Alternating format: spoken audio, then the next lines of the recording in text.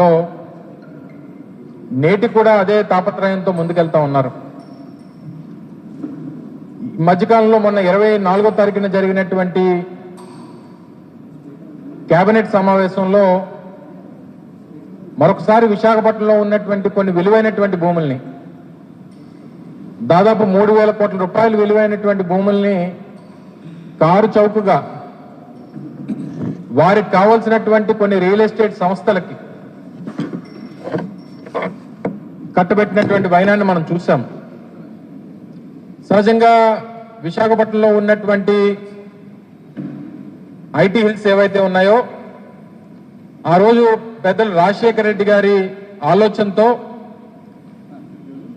హైదరాబాద్తో ధీటుగా విశాఖపట్నాన్ని ఐటీ కేంద్రంగా అభివృద్ధి చేయాలన్నటువంటి ఆలోచన ఆ రోజు రాజశేఖర రెడ్డి గారు చేసి విశాఖపట్నం నడిబొడ్డిన విలువైనటువంటి భూములన్నింటినీ కూడా వాటికి కేటాయించాలి, ప్రముఖ సంస్థలన్నింటినీ కూడా తీసుకుని వచ్చి విశాఖపట్నాన్ని హైదరాబాద్తో పాటు ధీటుగా ఐటీ కేంద్రంగా అభివృద్ధి చేయాలనేటువంటి తాపత్రయం ఆ రోజు రాజశేఖర రెడ్డి గారు ఆలోచన చేసి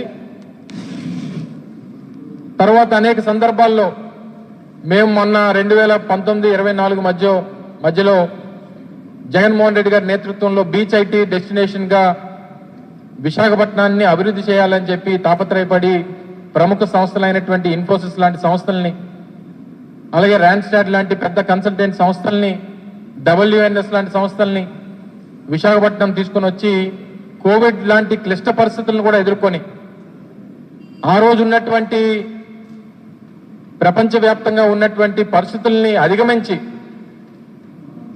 అప్పటికే వర్క్ ఫ్రం హోమ్ కల్చర్ అనేటువంటిది పెద్ద ఎత్తున ప్రపంచవ్యాప్తంగా నడుస్తున్నటువంటి పరిస్థితుల్లో కూడా స్థానికంగా ఉన్నటువంటి యువతకి అందుబాటులోకి తీసుకురావాలని చెప్పి దిగ్గజ సంస్థలతో మాట్లాడి వారి తాలూకు ఆపరేషన్స్ కూడా విశాఖపట్నం కేంద్రంగా నడిపించేటువంటి కార్యక్రమాన్ని చేశాం.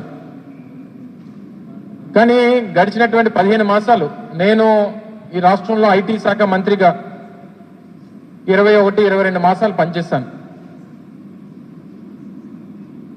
నేను మంత్రిగా బాధ్యతలు తీసుకున్న తర్వాత 12-13 మాసాల్లో ఇన్ఫోసిస్ సంస్థ 1000 మంది ఎంప్లాయీస్తో విశాఖపట్నం కేంద్రంగా ఆ సంస్థని స్థాపించేటువంటి దానికి కృషి చేశాను.